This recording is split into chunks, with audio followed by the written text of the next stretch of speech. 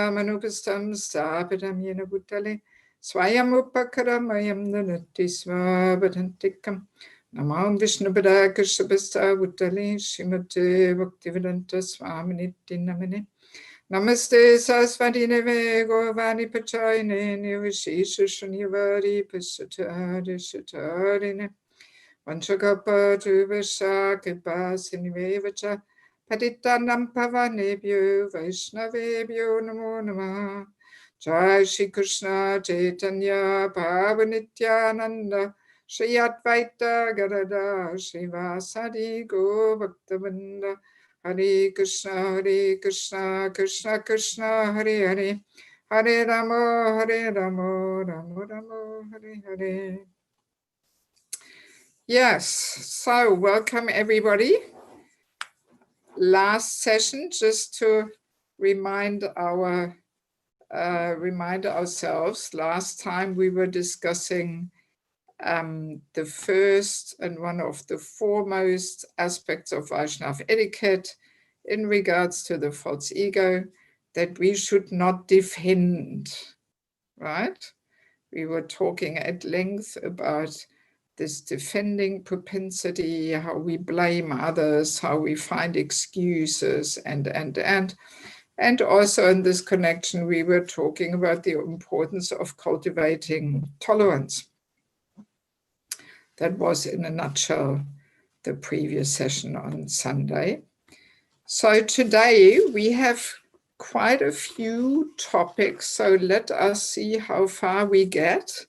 If we don't manage to get through it, then we still have, in any case, we have one more session on Saturday, and whatever we don't manage in this session, we will put in the beginning of Saturday's session, and then there is more points for Saturday. So let us see how far we get. So to introduce the topic, oh yeah, let me ask, have you all got the materials? Yes, Elder Prabhu announced the materials, so I hope you have them downloaded from the link, just to keep your mind focused and attentive. So to begin with, we want to discuss, briefly, we want to understand the power of consciousness, because obviously this is very much related to the topic of false ego, consciousness. What is actually consciousness? This is a very nice topic, which I often like to discuss on Sunday programs. This is interesting for completely new people. Wow, consciousness, subtle energy, and so on. So we have a nice verse here, which is unfortunately not on your materials, but you can note down the number, or maybe you know the verse anyway. Bhagavad Gita, 13th chapter, verse 34. There Krishna says, as the sun alone illuminates all this universe, so does the living entity, one within the body, illuminate the entire body by consciousness. So this is a very nice analogy that Krishna is giving us here.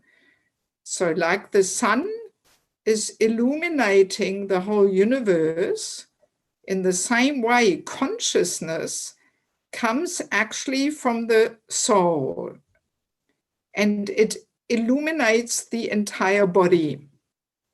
So consciousness is a very powerful, subtle energy which floods the whole body, which actually keeps every single cell in the body alive, and which is not only flooding the body, but it is also emanating from every pore of the skin, actually.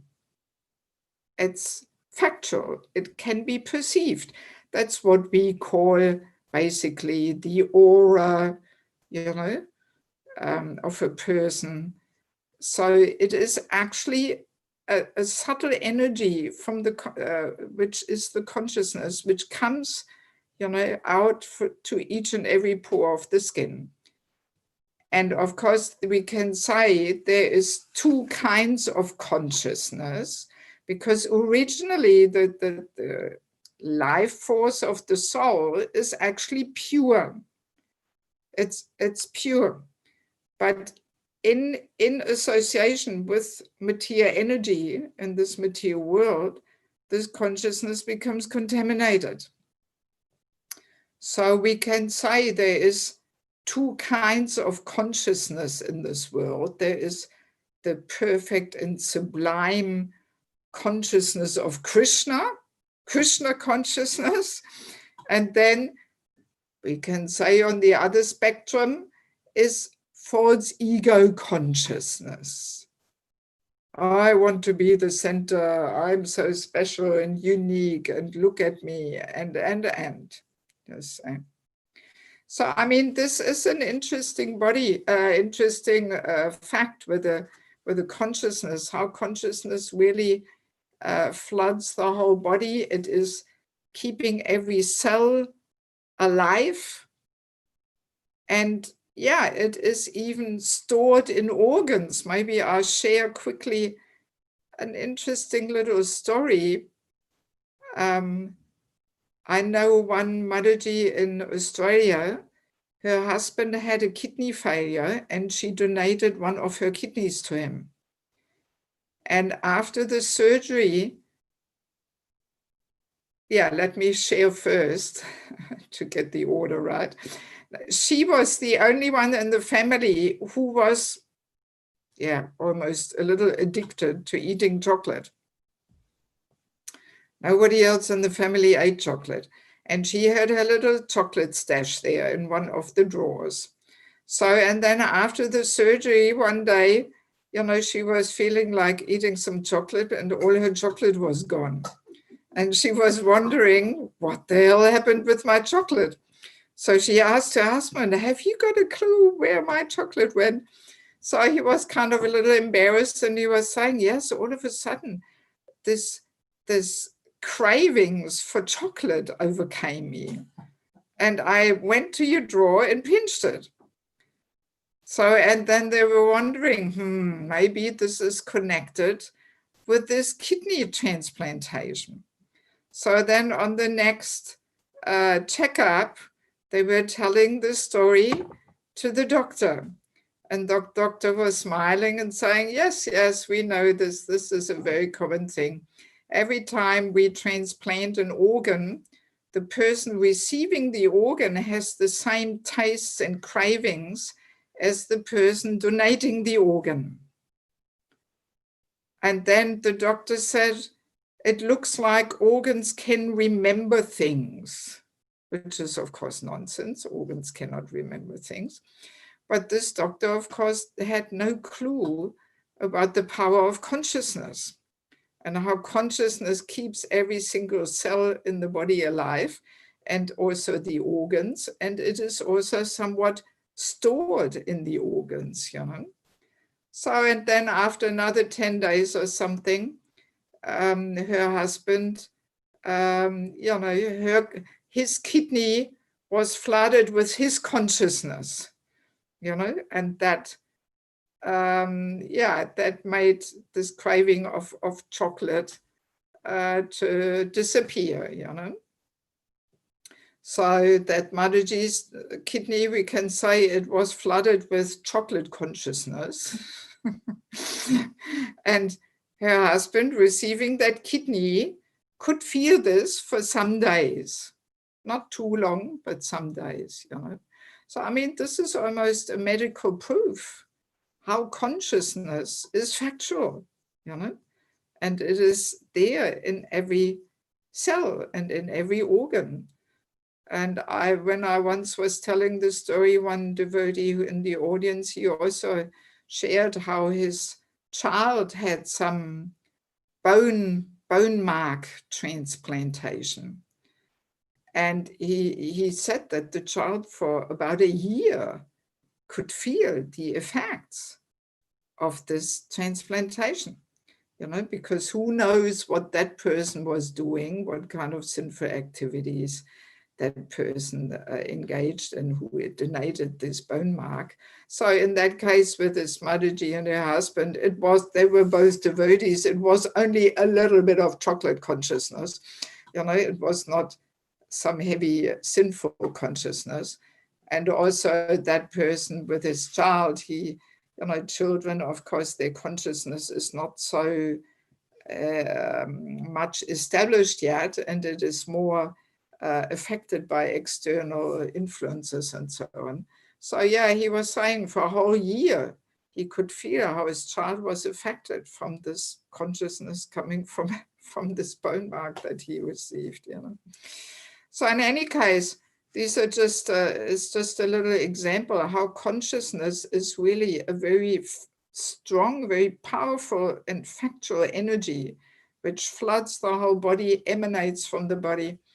That's why saintly people always are effulgent, Even in Christianity, we paint saintly personalities with this halo, with this, in German we say Heiligenschein, this halo around. And so this is not just some artistic style or something, but no, it is depicting that effulgence. And there's also a nice story when Prabhupada once in America, he was on the way to a Rath Yatra festival, walking through the city, and he had some disciples around him. So, and they were walking past two policemen, and one policeman said to the other, "Oh, look at this man, he is glowing." And these policemen had no clue who Prabhupada was, but they could actually perceive, that Prabhupada was a special personality and that he was actually effulgent. They could see that, just common people from the street. So yes, that's the power of consciousness. And in the same way, the other way around, if a person is very lusty, very greedy, angry, if we are a little perceptive, we can also feel that kind of energy, that negative energy emanating from a person. We may all have had that experience when we maybe have a little a tense relationship with a devotee or a person, and we are in one room with that person, and we can feel, the air is all electrified there, and there's some tension in the air. So this comes from the power of consciousness, through some negative thoughts or something, And there's even some, experiments from scientists made that when you chant, some uplifting mantras to a glass of water, then the water crystals, they all, arrange themselves in some nice way and so on. But then if you chant something really angry and aggressive and so on, then these crystals are all disturbed and so on. So, I mean, even non-devotees have some kind of understanding that consciousness is factual and it is a powerful energy, and it emanates, and it has some influence on our environment.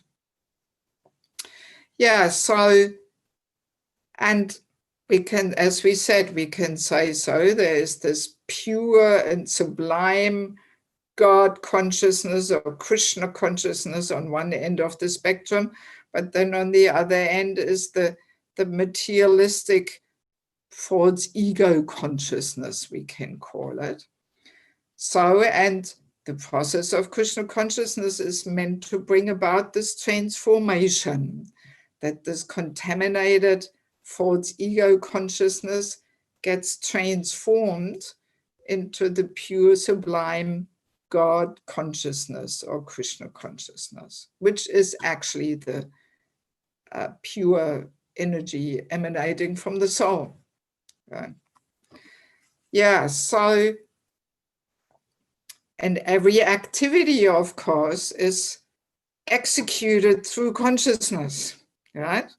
So, that's why, for example, Prabhupada was so attractive. Every little movement he was doing was so beautiful and so attractive, because it was executed with this divine consciousness. Everything Prabhupada was doing when he was walking and smiling and talking and dancing and flicking a piece of prasadam in his mouth. Everything was just so beautiful and amazing. Why? Because it was executed with this perfect and sublime consciousness. And the same way, if a person is in false ego consciousness, thinking himself to be the center of the universe and so special and unique and extraordinary and. So if a person has that kind of consciousness, this also comes out in every activity he's doing. The way he's moving, the way he's laughing, the way he's talking, the way he's dancing, and it comes out. And if we are a little perceptive, we can feel it, we can feel it. Yes. So, yes, we can say, I mean, I don't want to spend too much time on this topic of consciousness because we have quite a few other topics as well today.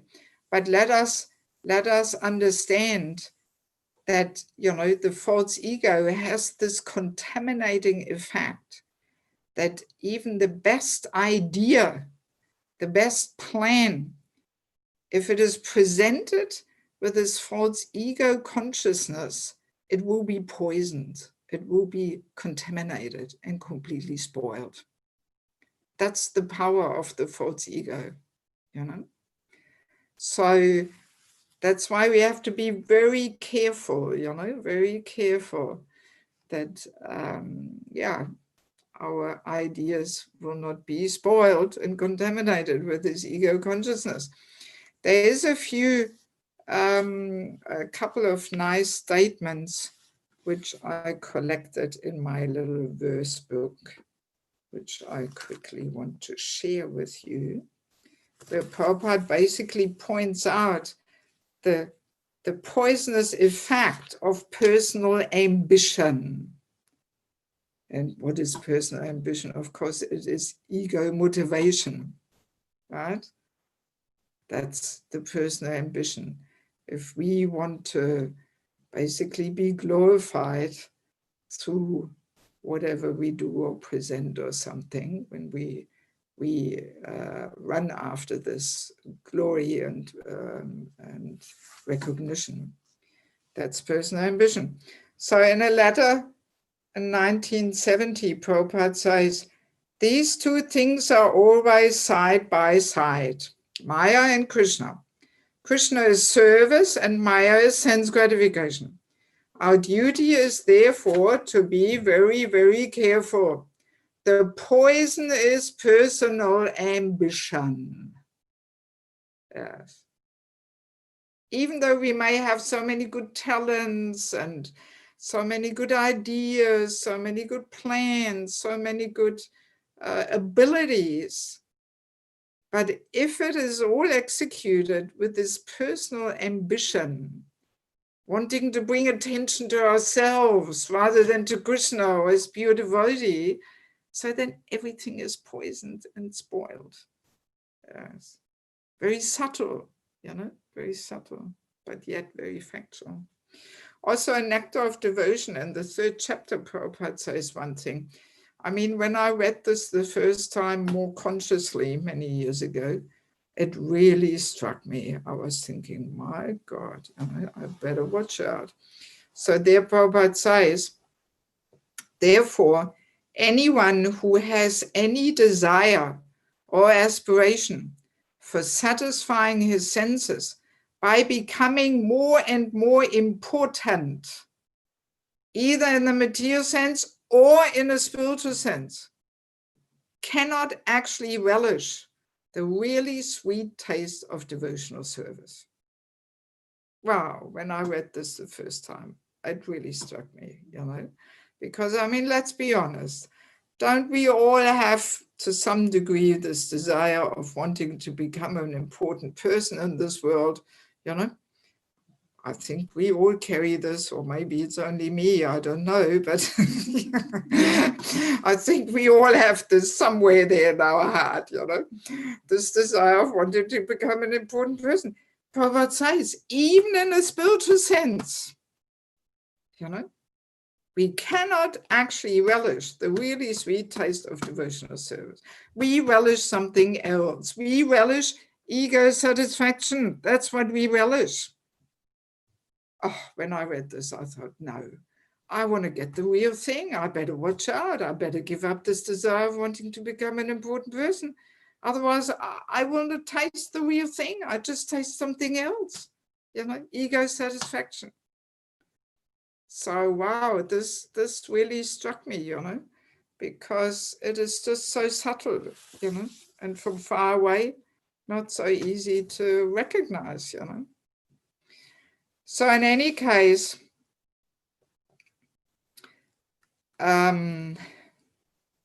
yeah, we also mentioned in the first session how this personal ambition is most of the times a much stronger motivating force than serving Krishna.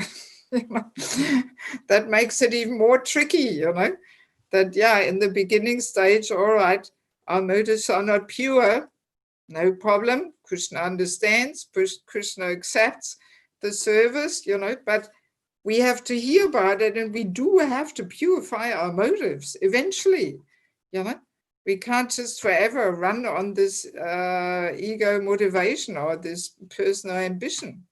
Sooner or later, if we want to taste the real thing, we have to purify our motives. No way around it. We have to give up this desire of wanting to become a more and more important person who knows everything and who is the center of attention. And also in this regard, let us quickly just mention a few little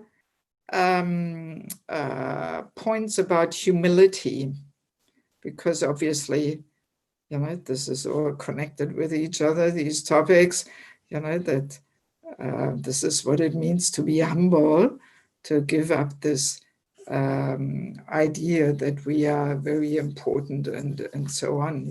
Humble person will not consider himself at all important, but just rather very, very insignificant, There's a few nice little things which I collected in my verse book under H for humility. Bhagavad Gita, 13th chapter, 8 to 10th verse in the purport. I just copied a little part of the purport. Humility means that one should not be anxious to have the satisfaction of being honored by others. The material conception of life makes us very eager to receive honor from others. But from the point of view of a man in perfect knowledge who knows that he is not this body, anything, honor or dishonor pertaining to this body is useless. Yeah, so I mean, that's what humility means, that we should not be anxious to have the satisfaction of being honored by others. Yes. Not easy. There's another nice thing from the Brihad Bhagavatamrita. Scholars define humility as being when a person, even though possessing all good qualities, considers himself to be completely unqualified, worthless, and unintelligent. Therefore, by his words, activities, and intelligence, it is the duty of a sadhaka to conduct himself in such a way that he will become fixed in humility. An intelligent person should not do anything that is opposed to humility. Humility is a mature stage of prema. Wow, okay. So, that just shows that deep and true humility, not such a cheap thing. This is a mature stage of prema, my God. So we've got a long way to go. But here it also makes it clear that, a sadhaka should, by his words, activities, and intelligence, it is the duty of a sadhaka to conduct himself in such a way that he will become fixed in humility. So this is basically, again, Vaishnava etiquette and culture, that it is our duty to accept Krishna's recommendations, and they help us. They may in the beginning be external, but eventually, if at the same time we sincerely practice and chant and hear, then sooner or later these external things will become internalized eventually by following the Vaishnava etiquette and culture. But yeah, that's another nice definition of humility, that even though a person may have all good qualities, but he considers himself completely unqualified, worthless, unintelligent. Even though he has externally all reasons, to think that he is doing pretty well. But no, humility means even if he has so many good qualities, he still doesn't think that he is so qualified or something,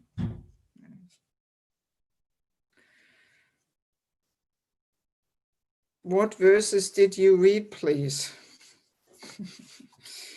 Well, I didn't give the exact source, I have to admit. I only wrote from Brihad Bhagavatamrita.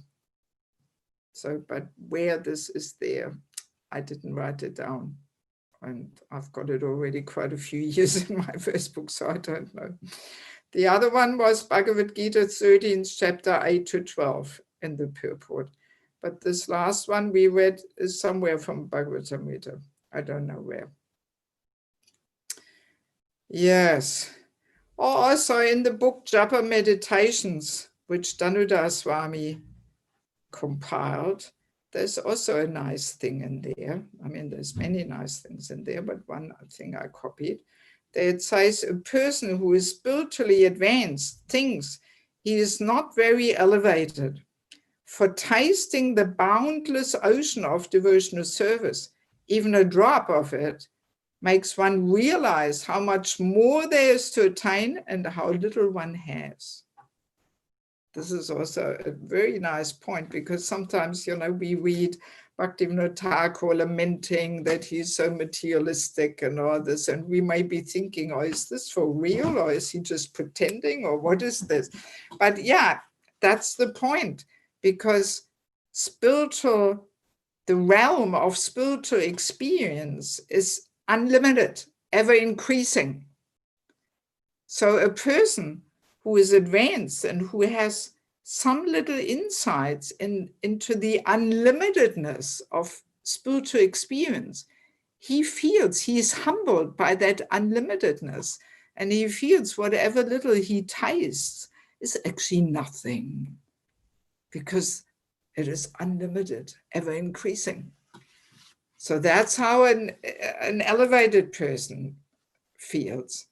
But a newcomer, he doesn't even have insights into the unlimitedness of spiritual experience. And he thinks, oh, what I'm tasting and experiencing and what I'm doing is already so great, because he doesn't even understand the unlimited realm of spiritual experience, how devotional service is ever increasing. So, once we have a little insight into that, we are humbled by whatever tiny little thing we are tasting here, and we know and we do is actually nothing compared to the ever-increasing unlimitedness. Like that. Once I heard a nice thing, Bhakti Vasamrita Maharaj, he also likes to speak on this topic of humility. And he once gave a nice analogy, which I often remember and often share. He says that humility is just like a digestive agent. Like anybody who knows a little bit about Ayurveda knows that any kind of food which is not digested in the body becomes poisonous, toxic, even though it may be very nutritious. But if it is not digested, it will become poisonous. So, and he uses that as an analogy, and he says, in the same way, any good quality or ability we may have, if it is not digested with humility, it becomes poisonous. Because it, false ego gets intoxicated, and in that way, a good quality can indeed become an impediment if it is not digested with humility. And this is just so true, We may have so many good abilities and assets and qualities, but if they're not digested with humility, it can completely ruin our whole, cultivation of the bhakti ladder. And I guess that's why Prabhupada also says, that these material opulences, like good wealth, aristocratic family, high education, and bodily beauty, that there's so-called obstacles on the process of spiritual advancement, because they so easily lead to pride. And I mean, I dare say in regards to knowledge, education, it can even be spiritual education also, if it is prematurely given, if people don't digest it with humility. I've seen it many times, that people do higher studies, Bhakti Shastri and this and that, young bhaktas, bhaktins, and then they just come back from India all puffed up and think now they know everything better, and I'm a Bhakti Shastri student or Bhakti Vaibhava, So even in spiritual terms, if that knowledge is not digested with humility, it poisons everything. So that's, the power of the false ego. So it's a nice little analogy to understand humility as being the digestive agent, which we need to have to digest, our good qualities and abilities. Also, I heard once a nice thing which Radhana Swami told. I might just read it to you, actually. It is actually, it comes from Ramanujacharya. And Radhana Swami told it in one of his books or something, and I just copied a little part of it there, where he gives this analogy of a Vaishnava being like salt. So listen carefully. A Vaishnava is like salt. Although salt brings out the total flavor of a preparation more than any other part, it remains hidden, and we glorify every other ingredient but the salt. Like in a nice sabji, nobody will say, oh, the salt is so tasty, so good. We like to glorify the paneer and this and that, the sour cream, whatever. But nobody glorifies the salt, even though the salt is that ingredient which really brings out the total flavor of a preparation. Similarly, a true devotee performs all kinds of service, even great things, but always prefers to remain hidden, not seeking credit or glory. Also, the salt melts, giving up its individual identity to increase the taste of the whole offering. In the same way, the devotee is willing to sacrifice everything, even the recognition of their contribution, to make the best offering to Krishna. Although the salt melts, it doesn't merge. It still remains distinct. Likewise, the humble devotee has this unique offering to make in the service to Sri Krishna. Very nice, very sweet. So we can remember, Vaishnava is like salt. That, even though we may contribute so much to the total offering we do in our communities to please the Lord, to serve Srila Prabhupada, but we, like the salt, does not want to be recognized and glorified. In the same way, a devotee also does not want to be recognized and glorified. And, little joke, we all know what happens when the salt wants to be noticed. Right? Too salty, too much salt, Whole offering is spoiled. So in the same way, we can say, when the devotee has this mood of wanting to be recognized and noticed, whole offering is spoiled, It is a nice little analogy to remember. So yet now I'm looking on my materials here. Yes, maybe we have a look if there's just one or two little questions just about the topics we talked now, because now actually this was more like the introduction, and then we continue with the main and foremost topic of the Vaishnava etiquette. And yeah, so is there any question about the topic of consciousness and humility? Yeah, there is Chaitanya Bhava Prabhu who raised his hand. Can you, nobody sent a written question to you, Elder Prabhu? No. All right, let's have a look what Chaitanya Bhava Prabhu has to say. Hare Krishna, Mataji. Hare Krishna. Mataji, my question was about what you had mentioned here, humility as the digestive agent, how every good quality has to be digested with humility. So if you could maybe a little bit explain how can that be done? How can we, let's say, digest a good quality with humility? Well, I mean, it does connect with the rule of Vaishnava etiquette, which we want to discuss in a minute. But okay.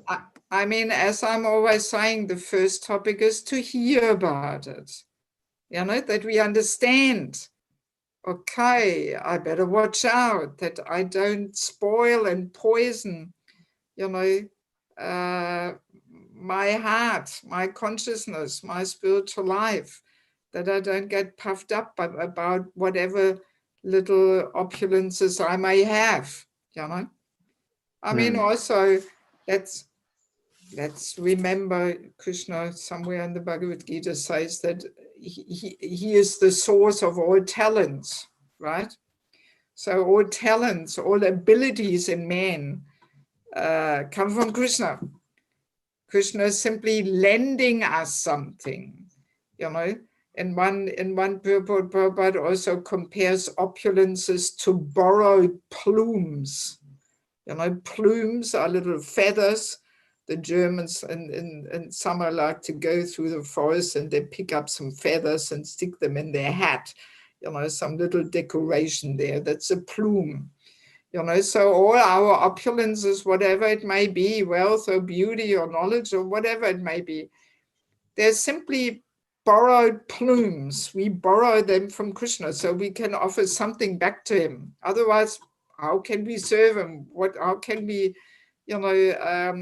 express our love and devotion to him? So Krishna gives us some abilities. So we've got something for us to offer to him. Mm-hmm. So, and Krishna can take them away at any time. And so often he does, all of a sudden he just, gives us some earthquake. We may lose everything what we have, or we may have some car accident and our beauty is gone, we look differently afterwards, or we may lose our intelligence, memory somehow through some disease or whatever it may be. I mean, Krishna is very expert in taking away, our opulences if we don't use them in a humble way, you know. Mm-hmm. Yes. So, I mean, first of all, let's hear about it. Let's understand, okay, whatever little ability I have, it is simply Krishna's mercy, you know. Nothing comes from me. And as devotees also, the longer we are in Krishna consciousness, the more we understand that actually we are simply a product of mercy of other devotees, you know. So many devotees, they have inspired us, they have preached to us, they have trained us, they have corrected us, they have instructed us and guided us and engaged us and given their friendship to us. I mean, we are simply a product of mercy of other devotees, you know. So what's there to be puffed up about something, you know, if we really think about it, you know. But yeah, I mean, also this, as I said, this is just the introduction to the Vaishnava etiquette we will discuss as a main part of the session. So that will make it clear. Okay. Anything else? Yes, from Karin Mataji. How much of our consciousness or false ego do we take with us from our last lives? Oh, yes, well, a lot, you know, because obviously, as we know, the subtle body of the mind, intelligence, thoughts, ego carries the soul to the next gross body and existence. So, in consciousness is stored, you know, in the subtle body of mind, intelligence, thoughts, ego. I mean, we can say consciousness is the sum total of desires and attachments and so on. This is the consciousness. So that's why some personalities, you know, when they come to Krishna consciousness, they already continue on a higher level because they practiced before, they take that consciousness with them, you know, and other people, they start on a more lower beginning level and struggle for years just to get the basic things, you know, apply them in their lives, just the 4 regulative principles or something, you know. Or even, I mean, there are so many almost miraculous examples where small children, you know, they play the piano like anything and people wonder, okay, where's this coming from? You know, so obviously from previous life, you know, so there's all kinds of stories which make it very clear, you know.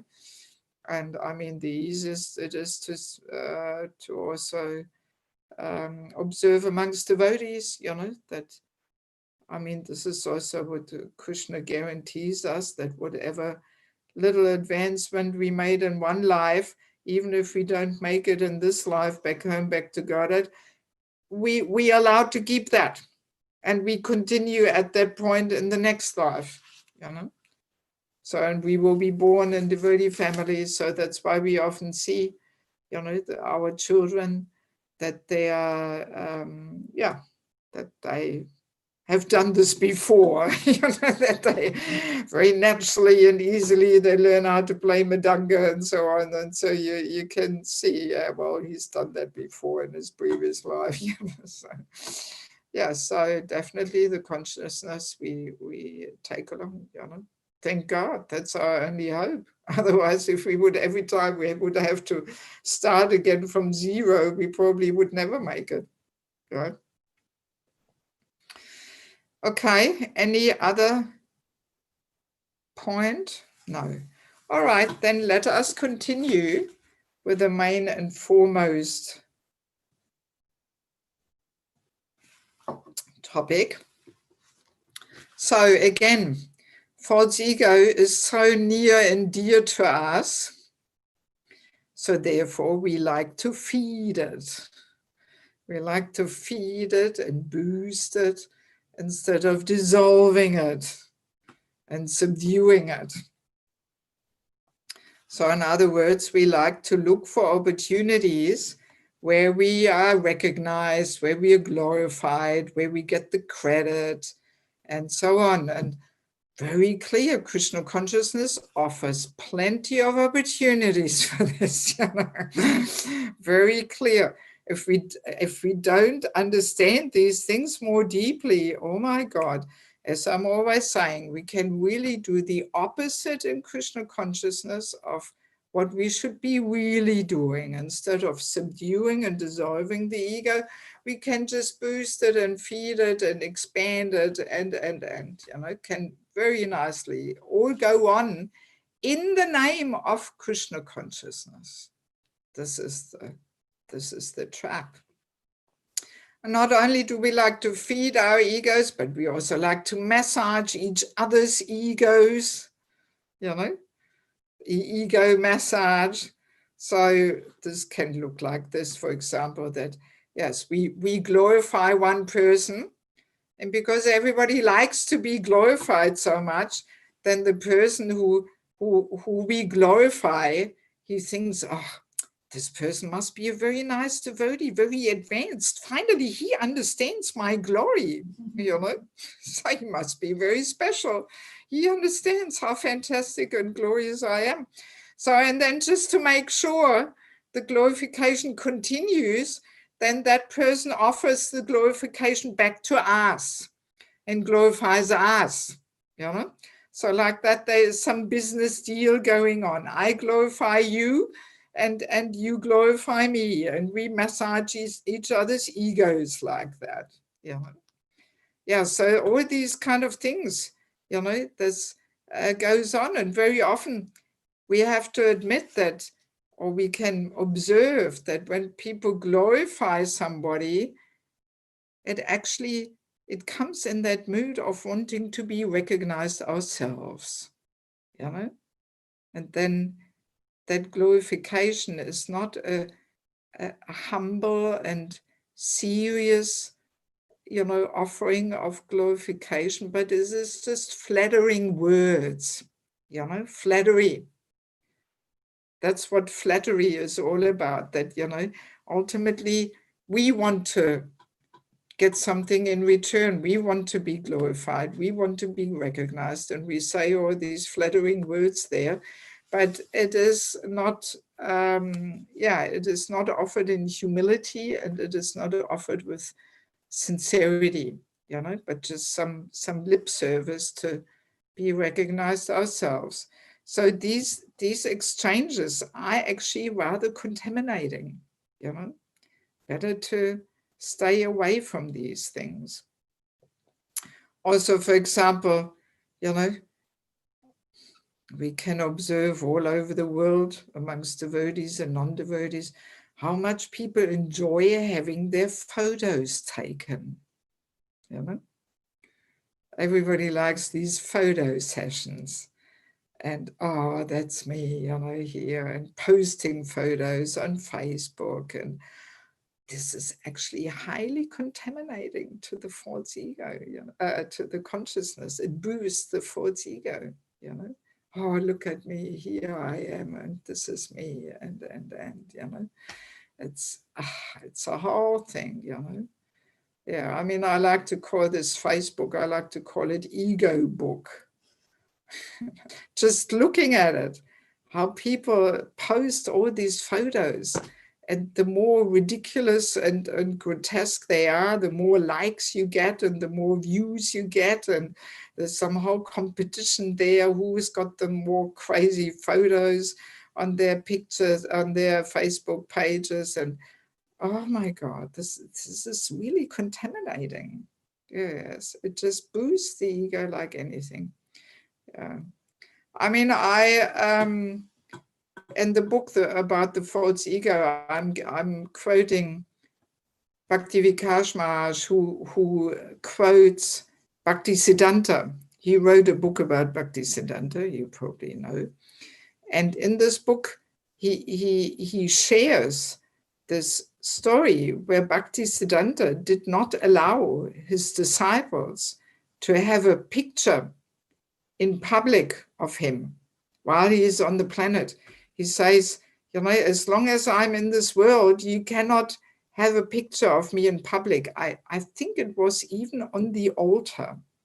He was objecting that there's a picture of him in public on the altar. And he was saying, this is not good for my false ego. Bhaktisiddhanta says, of course, Bhaktisiddhanta doesn't even have a false ego. But why is he saying this? To instruct us, that there is a subtle yet very strong contaminating effect. It boosts the ego when we see our picture in public, actually. So Bhaktisiddhanta gave this instruction: while I'm in this world, please don't publish a picture of me in public. And he said, once I'm gone, then you can, but not while I'm here. And yeah, I mean, I sometimes wonder what he would say about Facebook, where everybody is so eager to publish photos of themselves.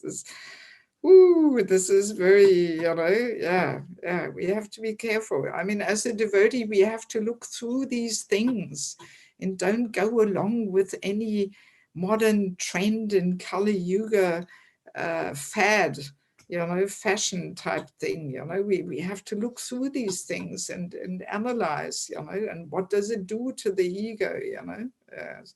I mean, once one Mataji was sharing with me in the course how she was in a kirtan mela and how she was sitting, just behind the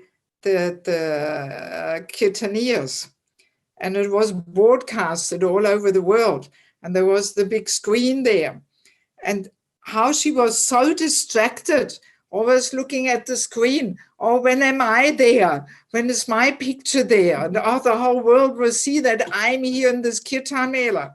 This is what it does. When our picture is broadcasted all over the planet, it completely affects the consciousness in a subtle way, and people are just, they like to sit so they are seen and then they always look, and they're completely distracted. They can't even concentrate on the holy name. So yeah, these things are there, but often we just, we don't want to think about it. We don't want to understand them, and we just enjoy that ego satisfaction. That's the point. In the name of Krishna consciousness, we simply run after this ego satisfaction, and we think this is the satisfaction of pure devotional service, but no, it's something completely different. It's a completely different taste, the ego satisfaction and the satisfaction of pure devotional service. It's a different fruit with a different taste. And we have to understand that, and understand, okay, I have to give up this tendency. I have to do some internal work. I have to reflect. Last time we were going through these 5 steps of, hearing and desiring, introspection, and catching ourselves doing the wrong thing and crying out to Lord Nrsingadev, to uproot these tendencies, So without this internal work, we may spend lifetimes, just running after ego satisfaction and not even realizing it, and trying to become a more and more important person, And we may end up, in next life, we may end up as Lord Brahma or something. He's also a devotee, but demigods do run after this recognition and so on. So, and somebody has to also perform that service. So we may end up with, thousands of heads there just to prove how important we are or something. So we better watch out, Yeah, so this is the second very important part of Vaishnava etiquette, First one was don't defend and protect the ego. That's what we discussed on Sunday. So now don't feed the ego. So that means we should not be too eager to be in the limelight and enjoy recognition and all these things. So that's why Vaishnava etiquette says, for example, especially in the presence of senior devotees, we should not be eager to lead kirtans or to speak. We should always wait until we are invited. And if we are not invited, we don't do it.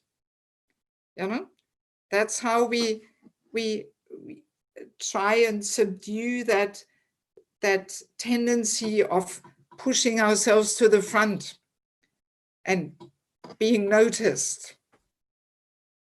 Yes. Vaishnava etiquette is our saving grace.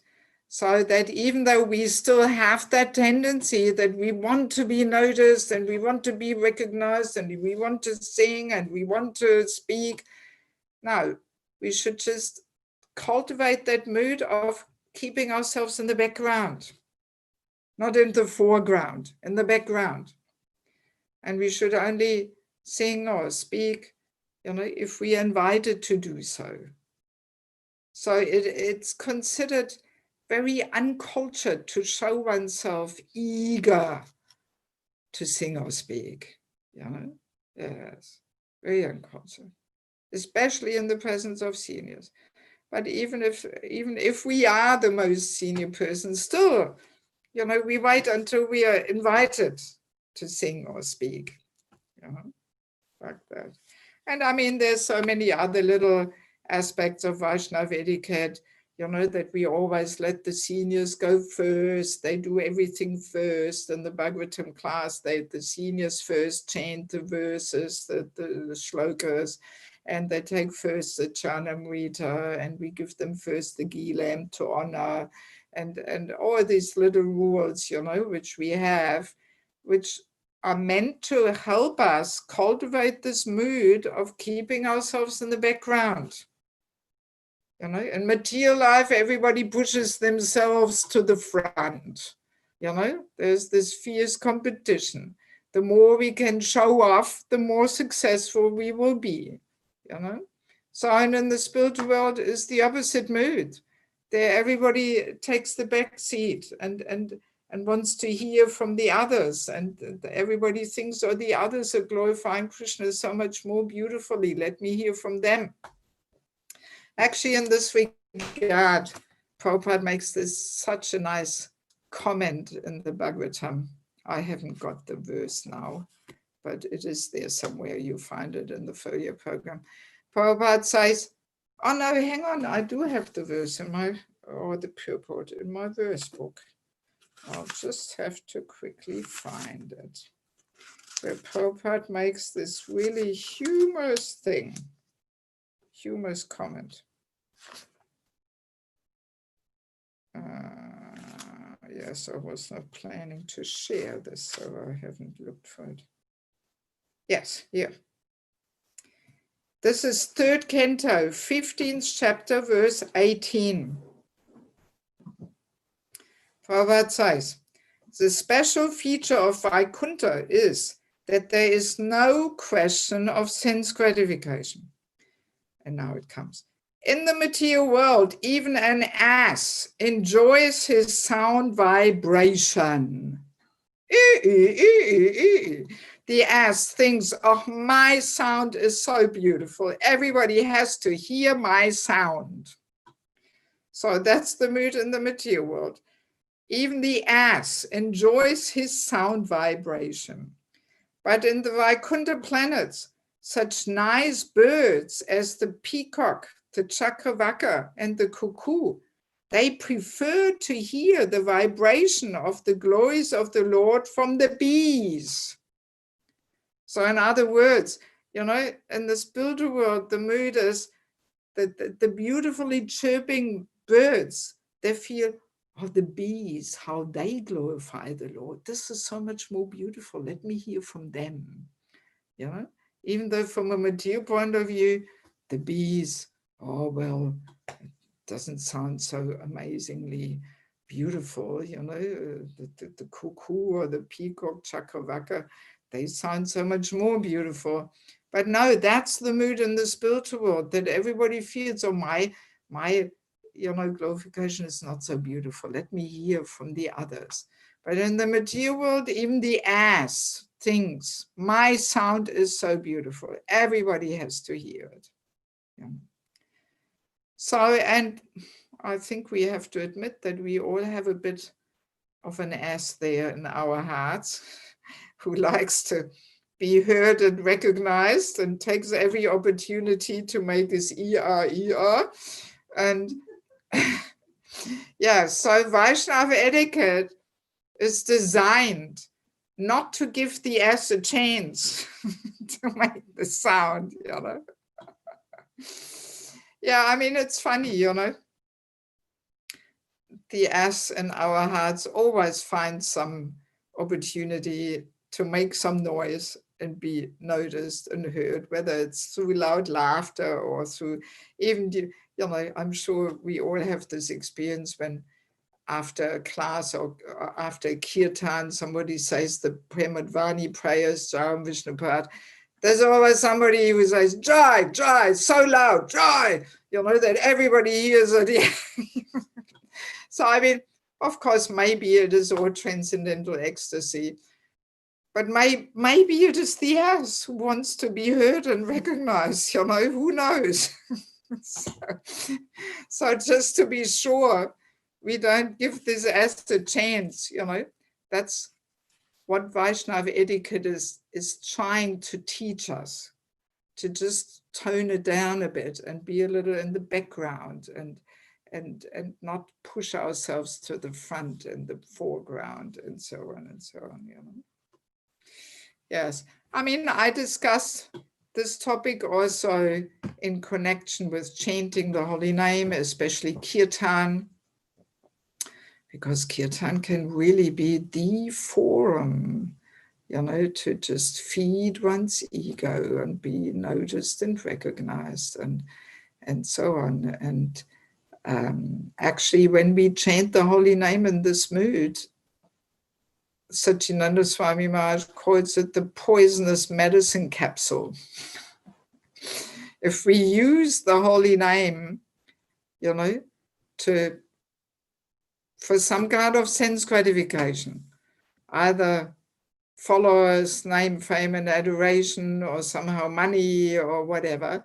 So if we use the holy name to bring attention to ourselves and to enjoy it in a subtle way, then actually, yeah, that is poisoning the whole kirtan. Kirtan is a very transcendental event, you know, and everybody who joins the kirtan has to be in that service mood, wanting to serve the holy name and not to enjoy the holy name and bring attention to oneself in some way and so on, you know. And yeah, it's a big topic, you know. Even the instrument players, let's say Mridanga player, if he chants in the mood of wanting to bring attention to himself and feed his ego like that, then his Mridanga playing will always be that touch too loud, you know, and it is actually annoying. If we're a little perceptive, we can feel, you know, because very clear, we said consciousness floods the whole body, comes out through every fingertip here. So every movement we make is performed through consciousness. So if we play Mridanga with this false ego consciousness, wanting to show off and bring attention to ourselves, that consciousness comes out through our fingertips.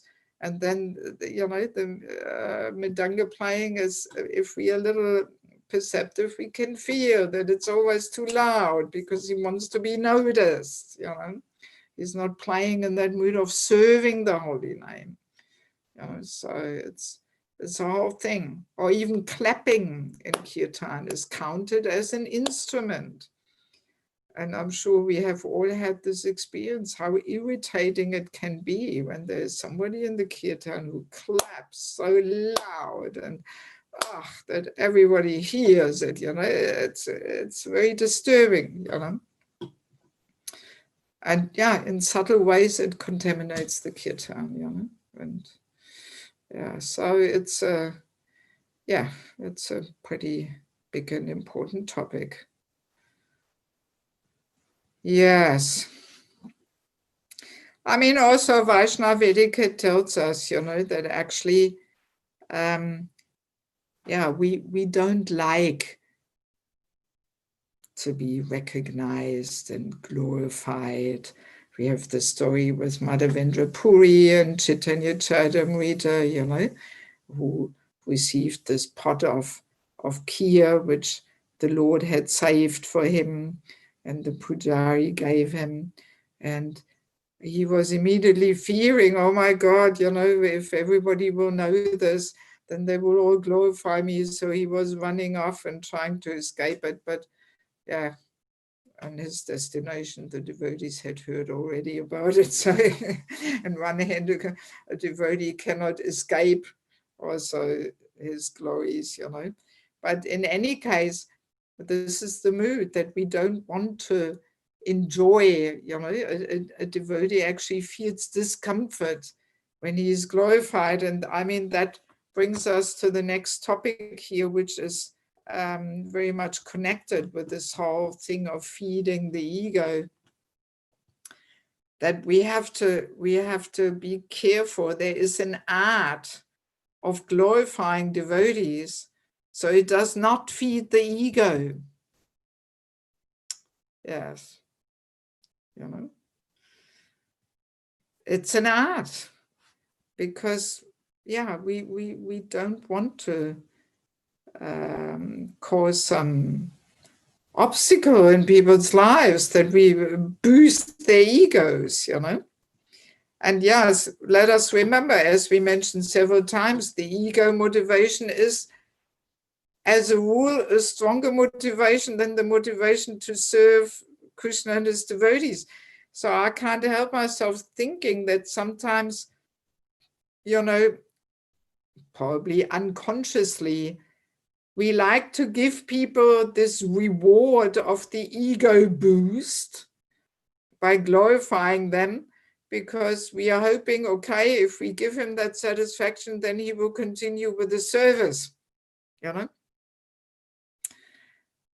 But yeah, all right, in the very beginning or something, maybe this will be encouraging to a devotee, but sooner or later we should actually bring them to the platform where we don't like to be glorified, where we feel discomfort, that actually is the Vaishnav mood, that he doesn't like to be glorified.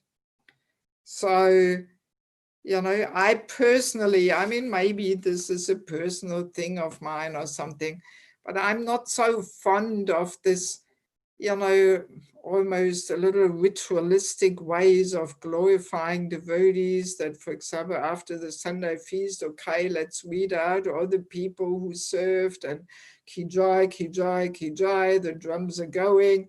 And, we go through the list, this and this person was in the kitchen, and that person did the altar decorations, and this person did that, and this person did that, and drums going, and so on. Don't know. I find it, first of all, a little impersonal, and also a bit based on this ego boosting there. And I've also experienced that sometimes devotees, they get offended. Oh, my name was not mentioned. I was also in the kitchen, and I actually was the main person who cooked the Sunday feast, but they didn't even mention my name. And oh, do we really want to achieve that people are so attached to being glorified?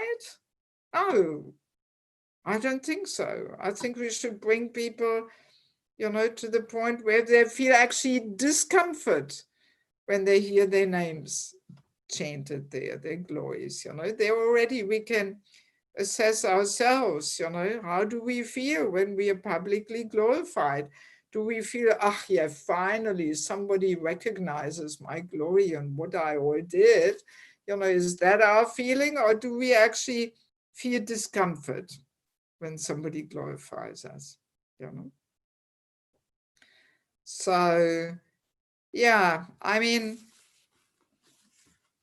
the way I liked, you know, let's put it that way, you know, to be careful that we don't glorify devotees by feeding their egos does not mean devotees should not get appreciation. It doesn't mean that, you know, but we have to learn the art to appreciate devotees without feeding their egos. So how do we do this? One suggestion could be, for example, which I usually prefer to do, is that I mention my appreciation privately to the person. That I go up to the person and say, oh, thank you so much for doing the service. The feast was wonderful. It really means a lot to me. You've done the service for so many years. I really appreciate it. You know, that we actually, with a humble and sincere heart, we actually express our appreciation. You know, I find this so much more personal and encouraging to devotees than all these drums going and so on. And also the principle is, if we glorify a person in front of a big audience, that of course feeds the ego much more. You know, if there's 500 people sitting in the audience and they all hear that it was me who did the service, this feeds the ego much more. But if the audience is smaller, it feeds the ego less, you know. And if we just say it one-to-one, yeah, it hardly feeds the ego at all, I would say, you know. And then that becomes actually a loving exchange, because we really express this in humility and sincerity and so on, you know. Then it becomes a loving exchange. But just this institutionalized glorification there, you know, just to mention all the names, I find it not so appealing and inspiring or something, you know, and more kind of mechanical and institutionalized and not so personal, you know. But I mean, of course, I don't want to sound like I'm criticizing. I know it is in many temples, it is the common practice and so on, you know. But, well, I think no harm to give a bit of food for thought here and consider what is the effect of it, you know, and do we actually, you know, encourage people really, or to develop themselves in the right direction, that they ultimately should come to the platform where they feel, you know, discomfort when their name is chanted, or do we simply want to give them a little ego boost just to make sure they continue doing the service, you know, because as we were saying, the ego motivation is, as a rule, stronger than the selfless service mood of just wanting to please Guru and Krishna. So of course we want to help people to transform their motivations, but yeah, I'm not so sure whether this public glorification is really supporting the development in the right direction so much, you know. And also we can say, I mean, we know the common saying that he who glorifies you is your enemy, and he who corrects you, he is your best friend, you know. So, I mean, why do we have this saying? Yes, because he who glorifies you is your enemy, because he boosts your ego, you know, and he who actually corrects you, he helps you to understand where to actually work on and how to improve ourselves. So that person is the best friend, you know, even though it may be sometimes a little painful for the ego to accept some criticism or something. But there is also, again, there's a certain culture there, how to correct a person. And at the same principle, we can also apply in how to appreciate a person. Namely, the principle is that we begin with a positive thing. For example, let's say we correct a person. We want to give the person some correction. We begin with a positive thing, and then we give the aspect where he can improve. And then we end again on the positive note, you know? Like, for example, you know, when the cook for the Sunday feast, you know, the sabji was just too heavy, too much fried and ghee or swimming in ghee and sour cream. So, and we want to somehow tell him that. So we first of all appreciate, oh, I'm so grateful that you are doing the service, you know, and you've been doing it for so long, and it's wonderful and it means a lot to me. So, and then we say, but, you know, today the sabji was just a bit too heavy, you know. So, but then we continue, we end on a positive note. But anyway, everything else was really nice, you know. So that's how we should actually correct a person. There we also often don't do that. We just pounce on people and just chastise them or something. But no, actually, you know, a good way to bring some correction across is with this positive, negative, positive sandwich type thing, you know. And the same way also glorification can also include some little aspect where the person can improve. Then it is balanced and not only boosting the ego or something, you know, that we say to the person, yeah, we express our appreciation. Yeah, it's so wonderful. Everybody liked it and this and that. And then we say, but the dal was the touch too salty. But anyway, everything else was fantastic. And thank you so much. And, you know, then it's more a balanced, and I find also an honest, you know, and coming from the heart in a personal mood, rather than just reading down the names and beating the drums there, you know. Yes.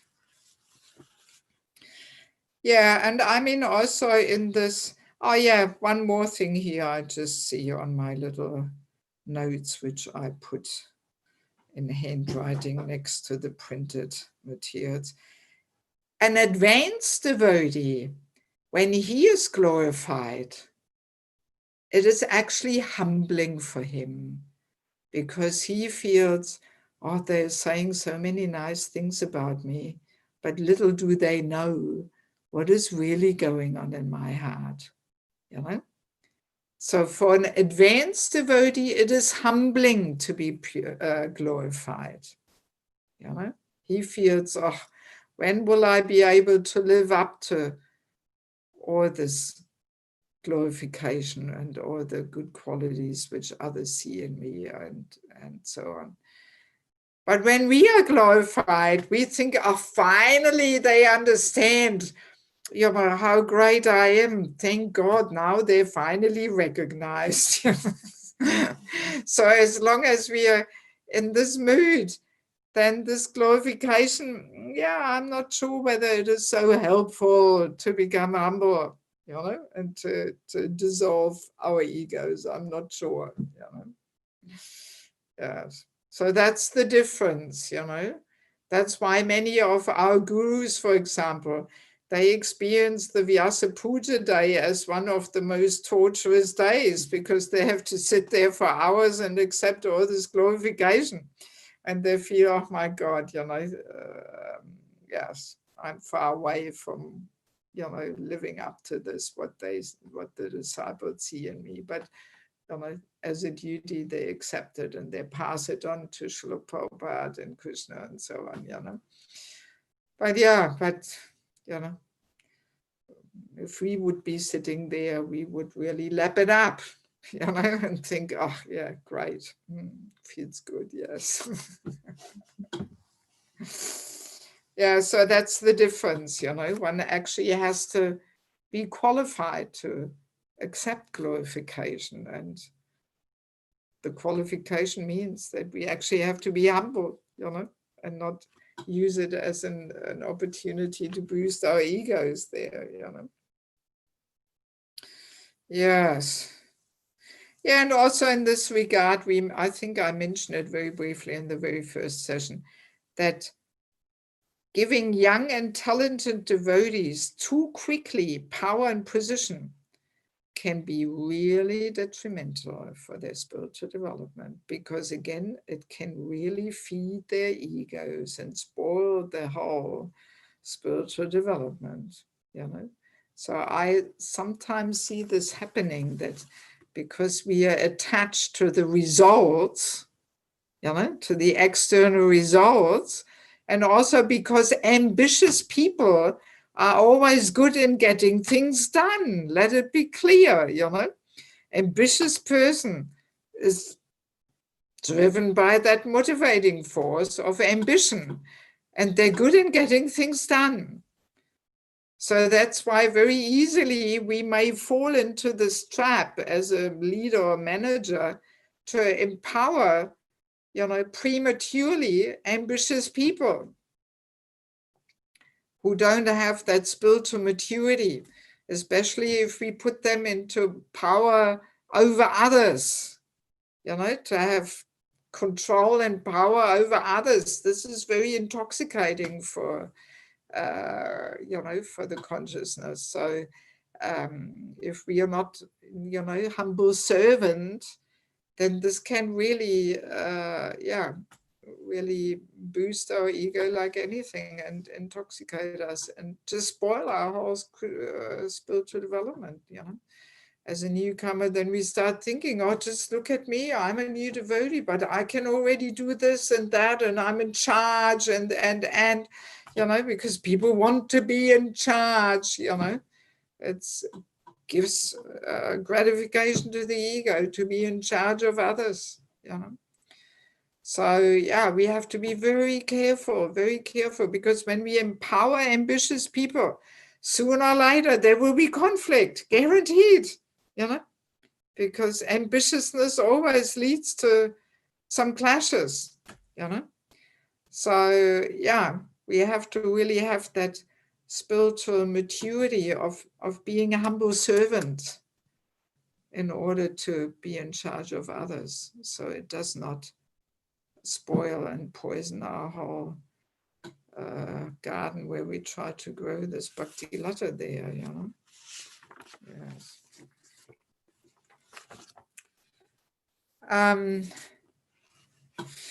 Yes, and I mean, ultimately we can say this is why Rupa Goswami is warning us also that the bhakti lata and the weeds look exactly the same, you know.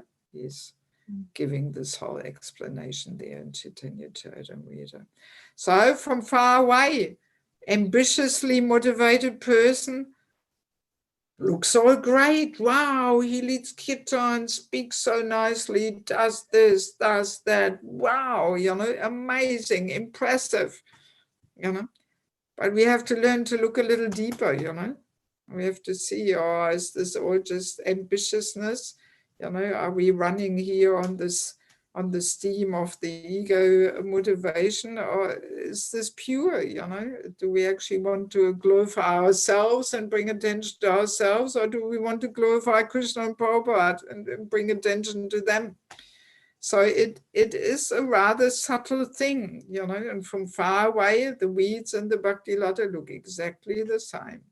So that's why Rupa Goswami is advising we have to become an expert gardener to see what is the weed and what is the bhakti lata, and we have to pull out the weeds and not allow the weeds to strangle the bhakti lata, you know, by just feeding this ambitiousness, you know. Yes. Yeah, so I mean, I once also heard this nice thing that really externally the bhakti, the process of bhakti externally looks so easy, you know. Prabhupada actually, in one sense, I feel he kind of tricked us and just said, oh, it's so easy, just chant, dance, be happy, take prasad, chant Hare Krishna, be happy. Sounds so easy. Yes, sure, let's do it. You know, but then we realize, okay, it's not so easy after all. And yeah, we can say such a process that looks externally easy, internally is most difficult because it's so deep. You know, bhakti, process of bhakti is all about transforming the heart. My God, this is the most difficult process, most difficult. You know, externally it looks very simple and easy, but if we look deeper, then we realize, no, process of bhakti, most difficult, because it's all internal work. Internal work is the main thing. The external thing may be easy, but to really transform the heart, we have to do the internal work.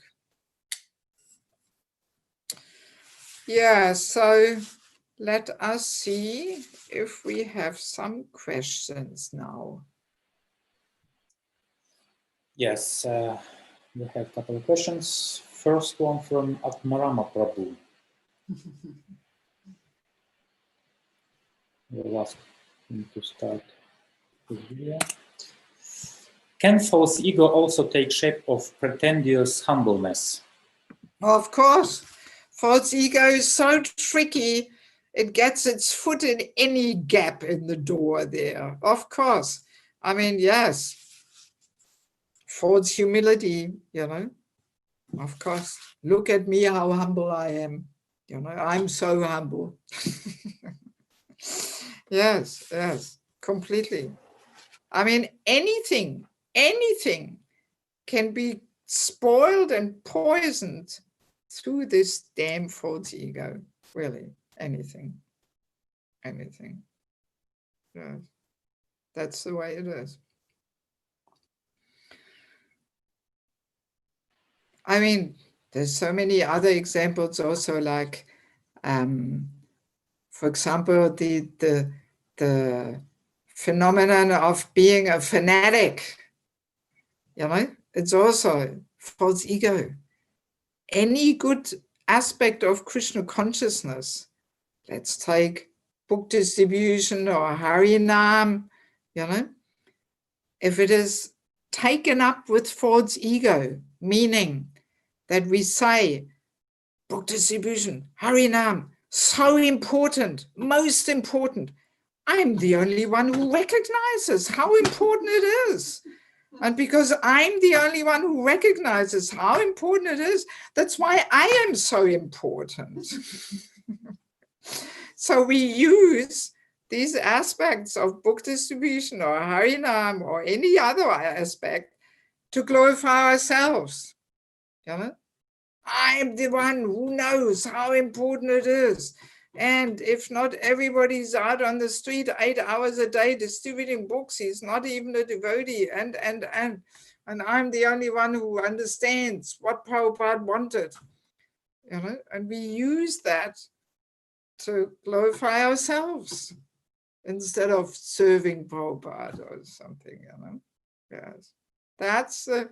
That's what goes on with fanaticism. Or we have it a lot in ISKCON, you know. Yes, becoming fanatic about something. And you can even get a little bewildered. You think, well, gee, you know, he's right. Book distribution, Harinam is so important. What's wrong here? Something is not quite right, you know.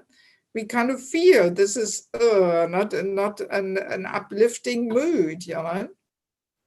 But we might get bewildered and confused and think, well, how can we argue with it? Of course, these things are so important and Prabhupada wanted them. So it's the subtle thing of the false ego contaminating, you know, because we want to bring attention to ourselves and glory to ourselves. You know? Yes. There's also a nice definition of fanaticism. If our enthusiasm is not guided by a higher intelligence than our own, that's when we become fanatics. I'll say it again. If our enthusiasm is not guided by a higher intelligence than our own, we become fanatics.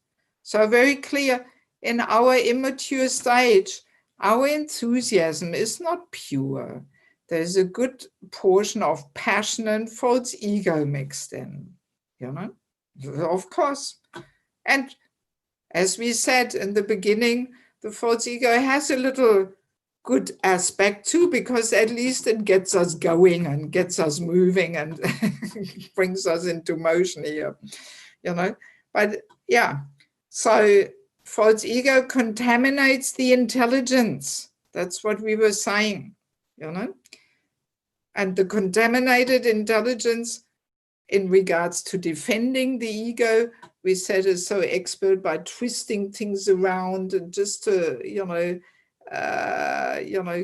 give us the satisfaction that we are right, everybody else is wrong. So that's the contaminated intelligence. And also in regards to enthusiasm, that if our enthusiasm is mixed with a good portion of false ego drive, that contaminates the intelligence. And then we become fanatics. Oh, everybody has to do this, and So again, as we mentioned several times already, that's why we need a mentor. We need a coach. We need somebody with higher intelligence than our own to guide our enthusiasm and protect us from being fanatics, Yes. So we get the balance right in our life, and we don't go overboard with our enthusiasm, Yes. Yes. Even being the tendency for becoming a sahajya, there's also false ego, that we want to show off how advanced we are. And, we prematurely jump on higher levels in a cheap way without paying the price of actually strict discipline and practice. We pretend to be, so advanced and having all kinds of transcendental emotions and so on, simply to show off what advanced devotee we are, bringing attention to ourselves. So false ego has unlimited ways of, yes, getting in our way and poisoning things, Yes, Padma Sundari Mataji has her hand up.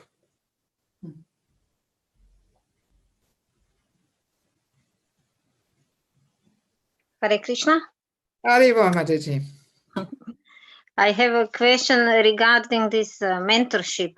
You said you gave this example that one Mataji, there was no use of telling her because she was so puffed up. So what to do with mentees? How can a mentor tell someone who is puffed up that he is on ego trip? Yeah, I mean, it is a little off the topic. Yes. Yes, but I mean, ultimately, it depends on our relationship with the person. If we actually have a trusting relationship, if the person has faith in us, and the person understands, we are their well-wisher, and we really only want their very best. So proportionally to that, can you unmute? Yes, okay. So proportionally to the faith that person, the mentee has in us, we can speak more directly, and address the issues. But if the faith in us is not strong, then we may not be able to uproot some weeds there and by addressing them. So it very much depends on how much faith the person has in us, And also, I mean, we as a mentor, we have to be careful that we don't offer the correction in a false ego mood, Because, I mean, just being a mentor doesn't mean we are free from false ego. And I have observed this also, that mentors very easily in that position, one easily gets into the ego mood of wanting to control and wanting to, wanting that people follow what we say, and if they don't accept, then we get all agitated, and you have to, and there's some possessiveness there and so on. These things all can enter if the mentor is not mature enough, you know. I mean, this happens even between mother and child. Anybody who is a parent here also has that experience, how parenting, you know, can really aggravate the false ego in the parents. You know, the children provoke, you know, the ego in the parents. And the same thing is also there with young devotees. You know, so we also have to be careful that really we don't instruct from the false ego platform, because if we offer instruction with the false ego platform, from the false ego platform, that ignites the ego in the other person, you know. I'm sure we all have that experience when somebody corrected us in a false ego mood, just going up to us, you know, then immediately, our ego is agitated and we respond from the ego mood. So yeah, you know, so we have to be also careful as the mentor that we give the instruction really in a well-wishing way, you know. Whenever we feel, you know, such a burning urge, I have to tell this to this person right now, oh, you know, that is always a sign, hello, the ego is involved here, you know. If we can't control ourselves and we have to tell them right now, then better not to correct, just to wait until we cool down and sleep it over, and then, you know, we can have a prayerful mood, or please Krishna, help me to bring this correction across in a humble servant mood and not in a controlling ego mood, you know. So yeah, better not to correct when we are agitated about something, because this burning urge to give the correction is always connected with false ego. Yeah, so these are the two things that come to my mind, that we as mentors offer the correction in a humble servant mood, in a well-wishing mood, well-wishing, you know, and also depending on the faith the person has in us, you know, we can speak stronger, you know. Okay, anything else, Elder Prabhu? Yeah, the second question we have from Atmarama Prabhu. Okay. In other seminary, you mentioned that soul and man body, like truck cart, tend to be in charge. Can you comment this in context of false ego? Actually, we did this already, but maybe you were not there. That I was explaining that the male body comes along with a stronger false ego, just to make sure he wants to take charge, because somebody has to play that role. And if a man wouldn't have that stronger ego, most likely he may not want to take charge, you know. So yeah, the subtle body of man is so designed that he can fulfill his role of protecting, providing, and taking charge. So that's why not only the gross body of man as a rule is stronger, he's got, you know, stronger muscles, so he can protect and provide and so on, but also subtle body is also stronger. The intelligence is more rational and focused, and the mind also, and false ego is stronger. Yes, just to motivate him to take charge.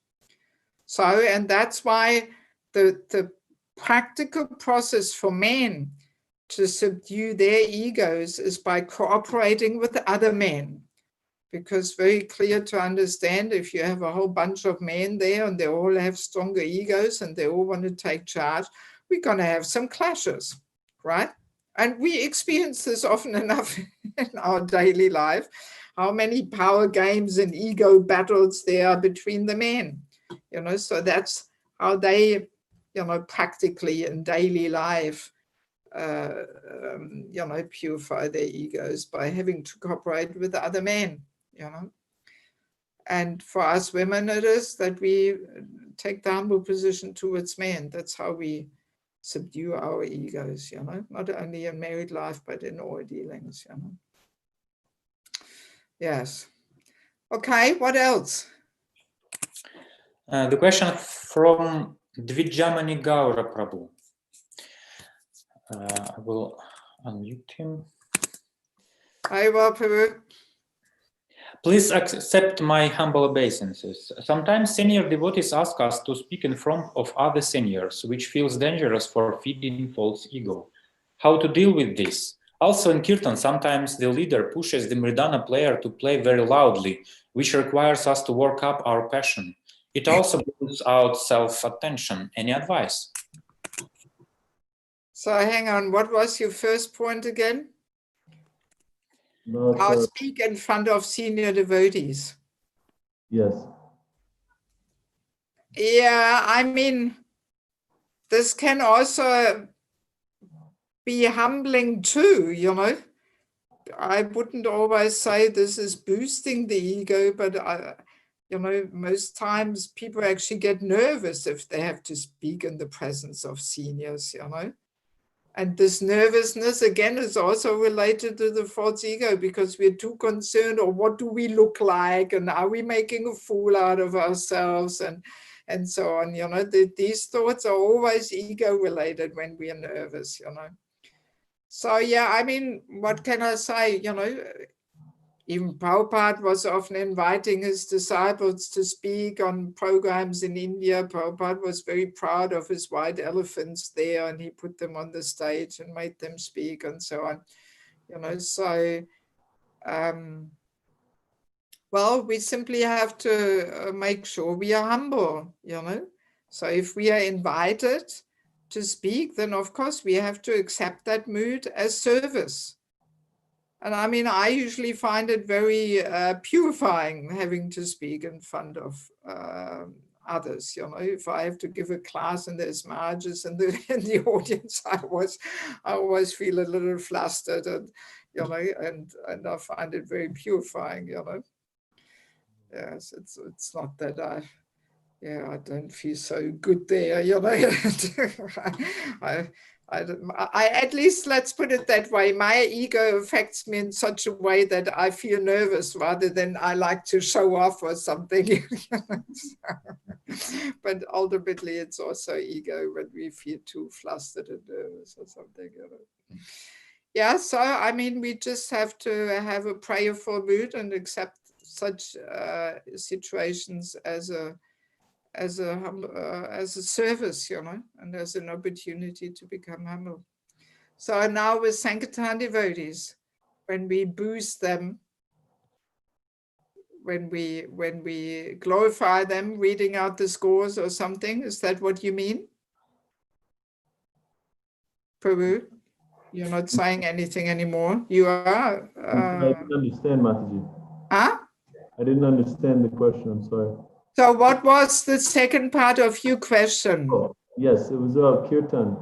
So, for example, I like it when, like you said,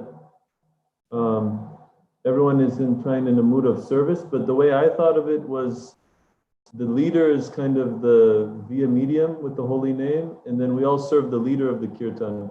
But then sometimes the leader wants the other players to play more fancy way or louder. And so we want to serve the leader, but then it creates like a passion in us because, like, for example, I like a mellow kirtan, but then they want me to play loud and more volume, and then I feel like I have to kind of arouse my passion to do that as a service.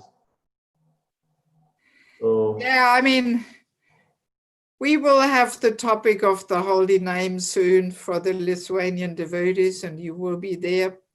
So it's a big topic, you know, but, you know, I mean, in Kirtan, many things may be going on because we have not made enough effort to get on deeper levels of chanting, you know, that rather, you know, understanding that actually the satisfaction in Kirtan comes from connecting with the Lord.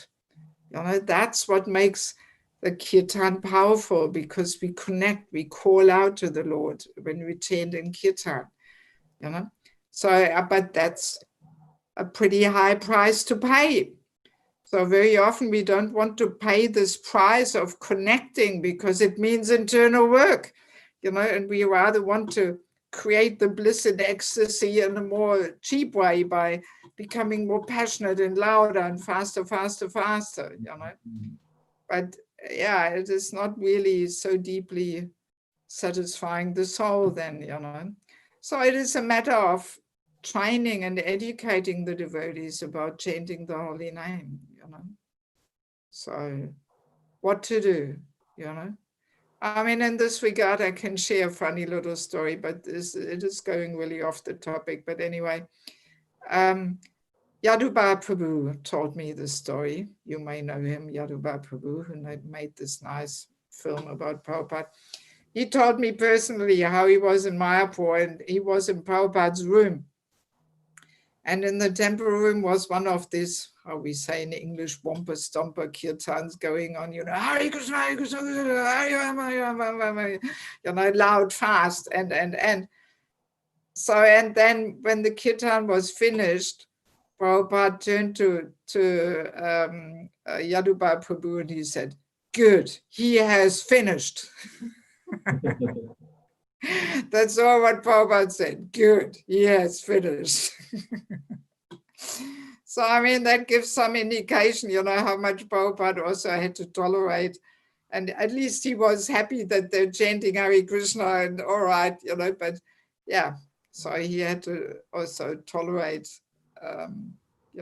all kinds of more immature stages of chanting, And yeah, I mean, it's a process, to get on deeper levels and understandings of chanting and so on. Yeah. Thank you, Master. What else? Vinaya Devidasi has 2 questions. Hare Krishna, Devaki Mataji, please accept my humble obeisances. How to find a healthy balance between the self-esteem and to be humble and not feeding the false ego? In my case, I have lost a lot of self-esteem because I had 5 years fight about Krishna consciousness with my partner. Krishna arranges now the separation. How I can be humble and have a healthy self-esteem too? Yasarant Vinaya Devidasi. Who asked this question? Okay. Yeah, well,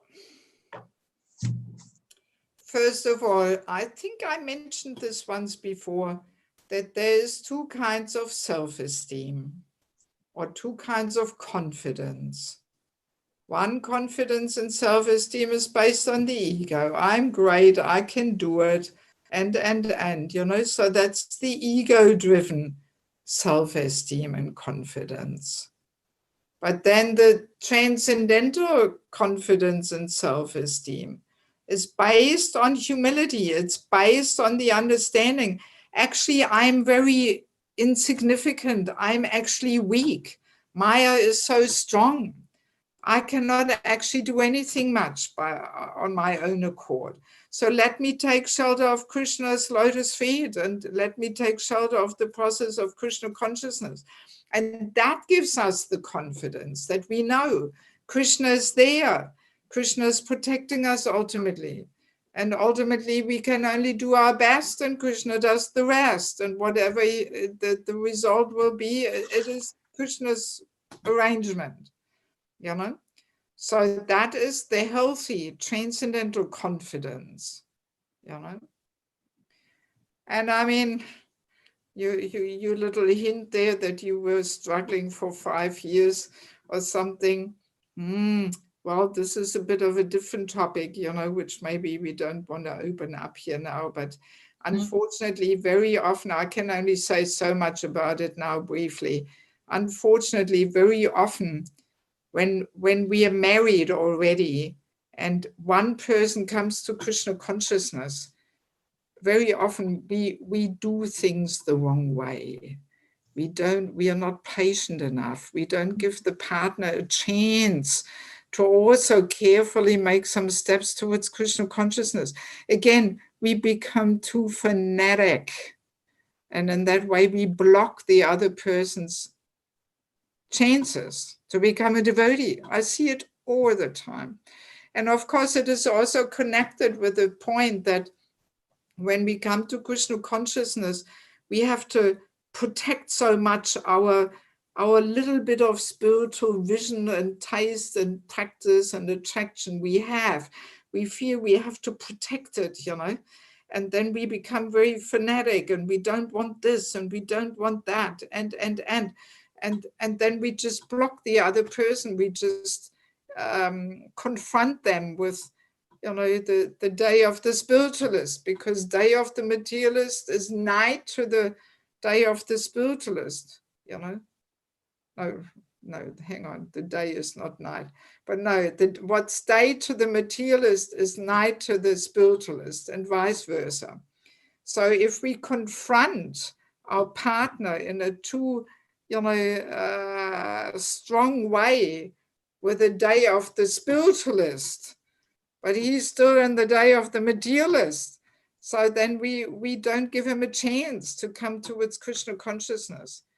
And this goes on in both sides, you know, if men first join and then they're too fanatic and they, you know, they reject all kinds of, you know, still activities where there's sense enjoyment involved or something, and we're too strong and fanatic, you know, and with women also, you know, that the ladies just, actually we women have a much better chance to transform a man's heart than the other way around. For a man, not so easy to transform his wife's heart. But a woman has a much better chance. Prabhupada says this, you know, but it's a different seminar, actually. You will get insights if you read this book, Spiritual Culture, Krishna's Divine System. You have this book? I've already read it with much eagerness. It was an opening for me, and it opens a totally new horizon for me. Yeah. So then you should have found some answers to this, you know, that very often if we preach to the husband and tell him what to do, that is... I know that I did a lot of mistakes, or every mistake that probably I could have done, but now we tried it for 5 years and we both get chronic diseases, and now we have to make it. All right. So, but anyway, yeah, so, but even though we make many mistakes, we shouldn't drown ourselves in guilt feelings or something. So we've made so many mistakes in previous lifetimes, you know, so, all right, we should feel sorry for the mistakes we made, but now we should just fully embrace Krishna consciousness and that knowledge, and we should try and apply it and so on and just move forward, you know. So no need to have some, you know, lack of confidence because of that or something, you know. Yes. I mean, often people mistake, you know, humility. They think humility means insecurity and lack of confidence, you know, but that's not what it is. You know, we have a different source of our confidence, you know, namely Krishna's shelter, that he is there, he will protect, you know, and the devotees, of course, also. What else? The second question. It is said by our acharyas that we as devotees should be very eager. Where do you see the border between ambitious, eager, and motivation? I mean, the difference between these qualities in our service. Well, I mean, as we said, you know, the motivating force in the beginning is more driven by mode of passion and false ego, but it has to be transformed. It has to be transformed and purified. So that's what the whole process of devotional service is about, we can say, you know. So, of course, ideally, what Rupa Goswami talks about, the greed, lolyam, to get Krishna, that's pure, you know, that's pure greed and pure longing for Krishna, you know. So, but initially our motives are mixed, they're contaminated, and we have to purify them gradually. And that's what we are talking about here, you know, that we have to become mindful how we are affected by the false ego. And again, I'm saying it, the two tracks is chanting the holy name and Vaishnava etiquette and culture. Both of these have to be applied simultaneously, parallel, right? So only chanting the holy name without Vaishnava etiquette and culture, we remain trapped in these ego patterns of behaviors. Only Vaishnava etiquette and culture without chanting the holy name, well, then we may be a very cultured person and so on, but we still will be trapped in the bodily platform, bodily concept of life. So both together is there, you know. And a very important aspect in regards to false ego is, I'm saying it again and again, to have a mentor. Because as we mentioned in the very first session, the ego has this effect that it blocks our ears, it blocks our intelligence, we can't hear, we can't understand, you know, and the bigger the ego is, the less we can even see it. So we need a person, we need a confidential, well-wishing friend who can point it out to us and who can help us to, you know, let go of ego patterns of behaviors, you know. So, and then gradually also our motivation and inspiration and enthusiasm will be purified through the whole process. So there's no shortcut or something, you know, we just simply have to practice, but we have to be conscious. That's the point. Prabhupada was always saying, before becoming Krishna conscious, we have to become conscious first. So this is, I think, my main aspiration with this little seminar, just to bring this awareness to this whole topic of ego and become more conscious and mindful and do some internal work and reflect and introspect and be honest and follow the etiquettes, you know, with that desire of wanting to become free from these influences of the false ego, you know. If we only follow the etiquettes, but in our hearts we have no aspiration to become actually humble, you know, then the etiquettes remain an external thing. But if we follow the etiquettes with that sincere desire of cultivating, you know, genuine humility, you know, then that external behavior will sooner or later be internalized like that, right? Yeah, so I want to leave this last little thing here on the materials for Saturday session, you know, the extended false ego. We take that into Saturday session. And there's more to come on Saturday. So I don't want to squeeze this in now. We'll start with that on Saturday. Are there any other comments, questions? There is only one left from Mohana Sinirada. Okay. We'll try to ask for the video.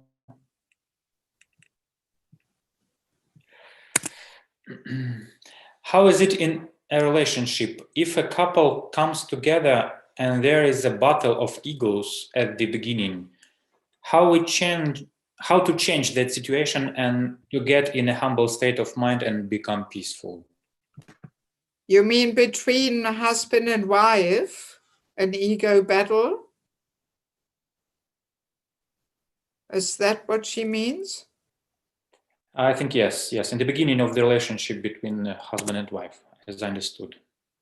Yes, before marriage. Before marriage. Well, I mean, that's what I've been mentioning, that we women, we give up, we dissolve our ego in relationship to men, you know, that we take the humble position. not only in married life, you know, I was sharing this little situation there when this Prabhupada disciple was instructing me, and I responded the wrong way, and I defended, and I tried to tell him that my idea is much better than his, and you know, so no matter, you know, in what relationship with men, if we want to have harmonious relationships with men around us, we have to learn to take the humble position. There's no way around it, you know. That's Krishna's path, you know, for us women, you know. And as we said, the men, they have to learn to cooperate with other men. I personally feel their path is more difficult, you know. But Prabhupada says it. I mean, I explain this in more detail also in this book, Spiritual Culture, Krishna's Divine System, you know. And there's so many quotes where Prabhupada says very clearly, you know, a woman has to learn to be humble and please her husband in all regards, and this is victory for a woman, and you know, and she has to be trained how to be submissive. I mean, Prabhupada speaks so strong, my God, it's sometimes hard to swallow for us, you know, for us ladies. But, you know, once we understand why he says these things, because only if we take the humble position towards men, then we women can be the power of inspiration to the men, you know, because that's the whole issue, that woman's energy is very, very powerful. You know, we women have a very powerful Shakti, and men usually need that feminine energy to be inspired and motivated. And we can only play this role of being the power of inspiration to the men if we take the subordinate position, if we take the humble position. Then we can give our energy to him and make him the hero, rather than competing and wanting to be the hero ourselves. You know, and once we understand all that, you know, the deeper reason behind this point, why we women should be submissive towards men, so that we can be the power of inspiration to the men.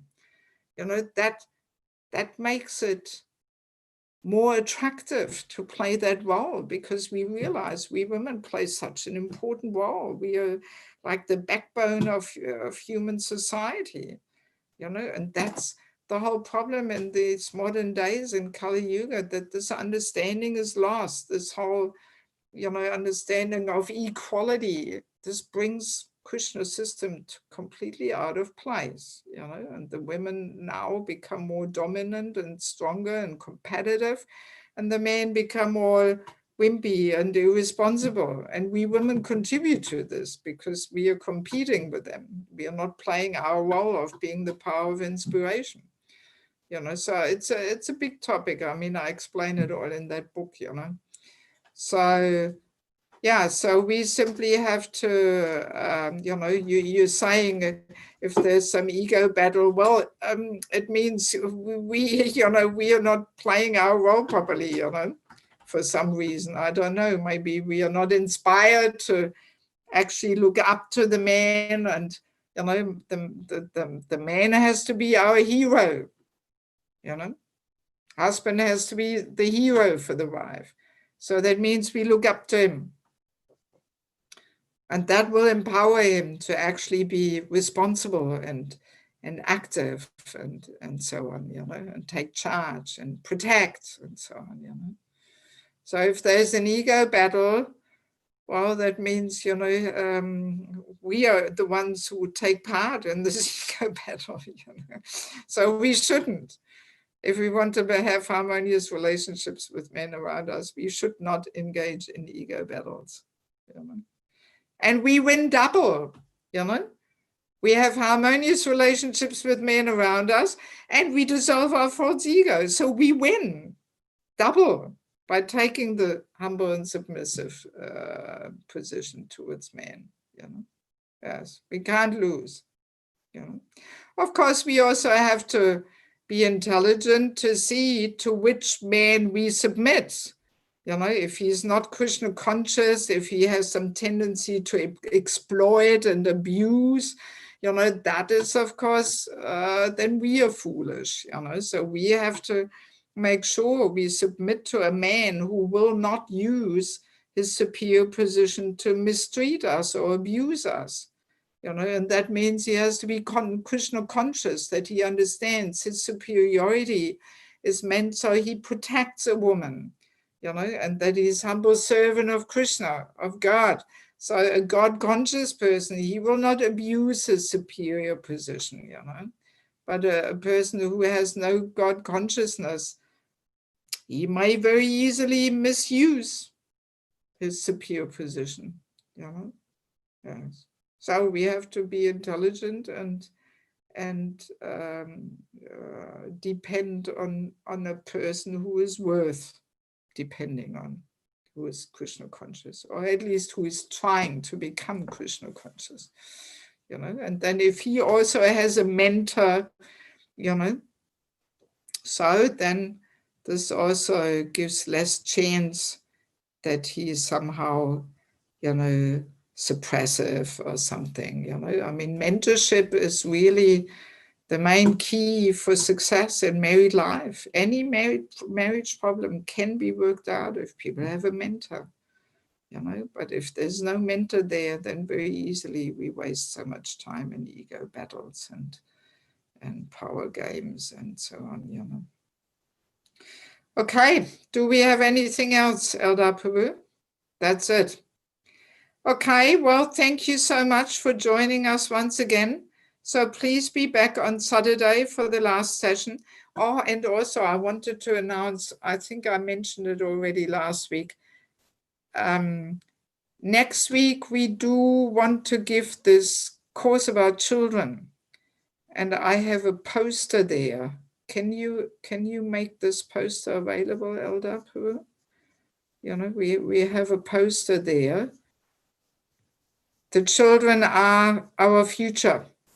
And I will give it next week, Monday to Friday, not on this channel, but on the simhachalam.de YouTube channel, because I will offer the seminar for the Simhachalam community. We have quite a few young couples here and so on who want to have children, and 2 ladies are pregnant and so on. So I want to offer this seminar here for the community, but just to maybe catch a few other people who are interested in this topic. We made up this poster. So I will give it here morning and evening program. German time, 7:45 to 9:15 in the mornings, Monday to Friday, and evening 6 to 7:30 German time. So please download the poster and share it, you know, with your contacts, even though you may think it's not so important and relevant for you. But no, this topic of children is highly important, highly relevant for everyone. And yeah, it's a nice seminar, because this is the point, material life, the children are always pushed aside, they disturb the enjoyment of the grown-ups, and you know, and therefore they're pushed aside and ignored. But in spiritual culture, the children are put in the center, you know. And I also share some stories which I experienced in Bangladesh and so on. Actually, many things I experienced in Bangladesh, how they deal with the children there, even the brahmacharis. You know, they see all the little boys as future brahmacharis, and they connect with them and they interact with them and they train them, and not in a frivolous and silly way, but really in a serious way. You know, they act as role models for the children. So the young boys, they think, oh, I want to become like this brahmachari. He is cool. He is my hero, you know. And then we inspire them to, you know, when the kids grow up, to actually become brahmacharis, you know. And the girls have their heroes amongst the women and so on, you know. So this topic of children is actually relevant for everyone, you know. We are neglecting our children still, you know. We are still rooted in this whole understanding that kids are a disturbance and distraction, and and so on. And this, we have to get over this misconception and shallow understanding, you know. So that's what the next week's course is all about. So please share the poster and join on the YouTube channel if you have time, or live, or sometime when you have the time you can listen to it or something. Okay, thank you so much for your kind attention and participation. So we'll see you the last time on Saturday. And if we have time on Saturday, I would like to conclude the Saturday session, which is the last session, with a little chanting exercise. So please have your beads near to you. Okay, good. Thank you so much. Srila Prabhupada ki, Samaveda Bhaktivinoda ki. Thank you very much. Hari Hari Bol. See you on Saturday. Hare Krishna. Hari Bol. Hare Krishna.